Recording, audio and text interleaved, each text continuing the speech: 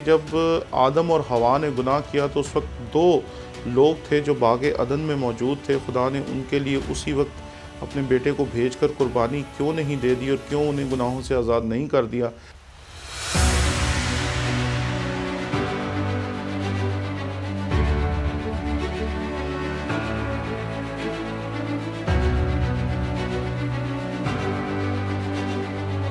ہم نے آپ کے شوق کی قدر کرتے ہوئے ایک نیا یوٹیوب چینل شروع کیا جس کا نام ہے ٹونی ولیم آفیشل۔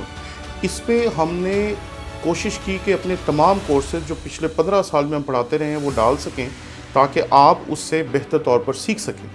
اس لیے آپ جلدی سے جلدی اس چینل کو جا کر سبسکرائب کریں۔ جب اس کے 1000 سبسکرائبرز پورے ہو جائیں گے ہم اسی دن سے اس پہ اپنے کورسز ڈالنا شروع کر دیں گے، اس لیے جلدی کریں تاکہ ہمارا ٹارگٹ اچیو ہو اور ہم اس پہ اپنے مٹیریل کو ڈالنا شروع کر سکیں۔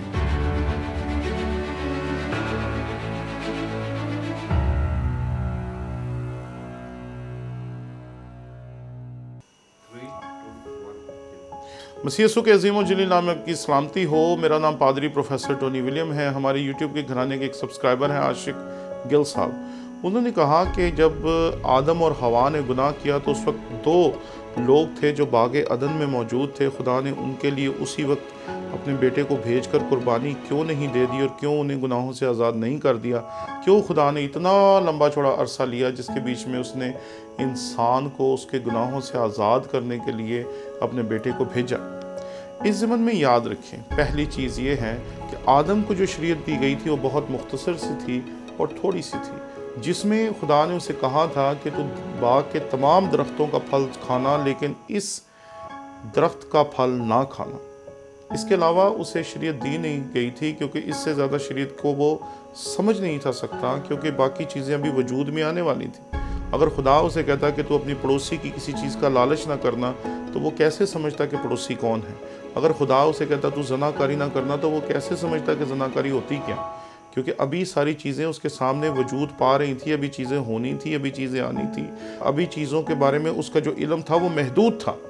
اس لیے یہ بات یاد رکھیں کہ خدا نے انسان تک اپنی مرضی کو ظاہر کرنے کے لیے جو وقت لیا وہ اس لیے لیا تاکہ خدا انسان کو اپنا طریقہ کار یا انسان کو بچانے کے لیے اس دنیا کے قوانین کے مطابق جو کچھ خدا کرنا چاہتا تھا وہ انسان کو کم از کم سمجھ تو آ سکے، کیونکہ خدا انسان کے لیے کچھ کرتا اور انسان کو وہ سمجھ ہی نہ آتا تو پھر خدا کا انسان کے لیے سب کچھ کرنا بے معنی ہو جاتا۔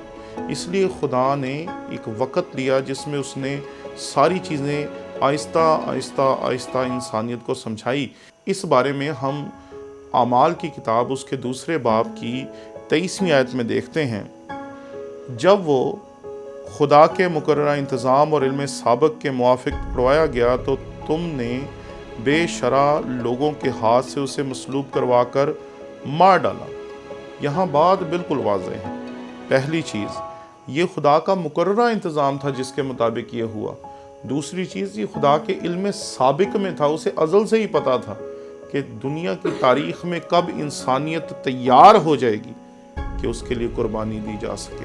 تو جب انسانیت تیار ہو گئی تو خدا نے اس کے لیے قربانی دینے کے لیے اپنا بیٹا بھیج دیا۔